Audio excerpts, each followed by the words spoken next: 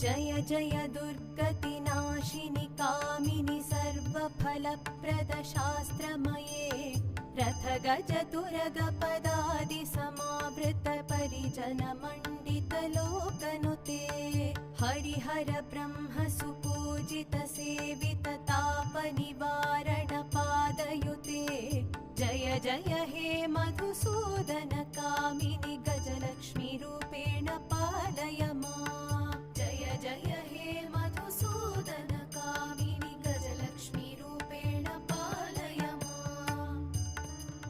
I खगवाहिनि मोहिनि चक्रिणि रागविवर्धिनि ज्ञानमये गुणगणवारिधि लोकहितैषिणि स्वरसप्तभूषित गाननुते